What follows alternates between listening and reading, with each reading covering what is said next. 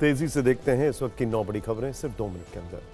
पहली बड़ी खबर, सूत्रों के मुताबिक एनडीए के उपराष्ट्रपति उम्मीदवार सीपी राधाकृष्णन ने नीतीश कुमार को फोन किया।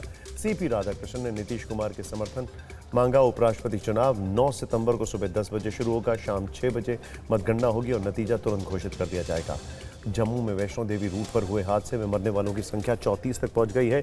यात्रा के अहम पड़ाव अर्धकुमारी में कल लैंडस्लाइड के बाद कई लोग मलबे में दब गए।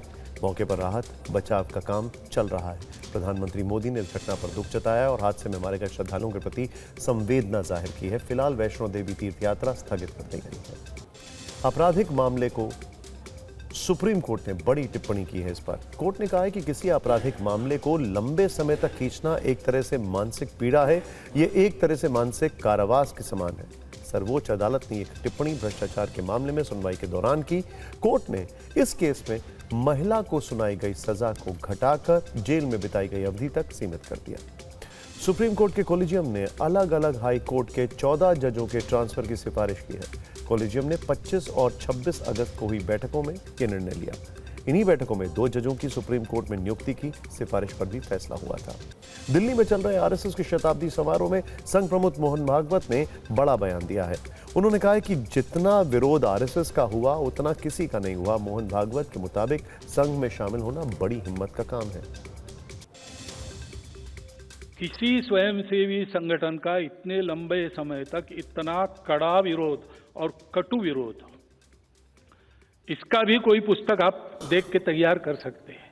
स्वयंसेवकों की निष्ठा तपस्या के आधार पर हम यहाँ पर पहुंचे हैं। कितने बड़े त्याग हुए, कितने बड़े बलिदान हुए हैं, उस पर हम खड़े हैं। गृह मंत्री अमित शाह ने ऑपरेशन महादेव में शामिल जवानों को सम्मानित किया है। उन्होंने कहा कि ऑपरेशन सिंदूर से लोगों को तसल्ली मिली। ऑपरेशन महादेव के तहत जवानों ने पहलगाम हमले के आतंकियों को मार गिराया था। दिल्ली में यमुना नदी के जलस्तर को लेकर केंद्रीय जल आयोग ने चेतावनी जारी की है। आयोग के अनुसार अगले 2 से 3 दिनों में यमुना नदी का जलस्तर बढ़कर गंभीर बाढ़ की श्रेणी में पहुंच सकता है। आयोग ने अधिकारियों को अपने अपने क्षेत्रों में निगरानी रखने और आवश्यक कार्रवाई करने के लिए कहा है। भारत 2030 में कॉमनवेल्थ गेम्स की मेजबानी अहमदाबाद में करने के लिए दावा पेश करेगा। आज केंद्रीय कैबिनेट ने बिडिंग प्रपोजल को मंजूरी दे दी। अब भारत को 31 अगस्त तक फाइनल बिडिंग प्रपोजल देना होगा। नवंबर के आखिर में यह फैसला होगा कि मेजबानी मिलेगी या नहीं मिलेगी। आज गणेश चतुर्थी के मौके पर मुंबई में लाल बाग के राजा के दर्शन के लिए बड़ी संख्या में भीड़ उमड़ पड़ी।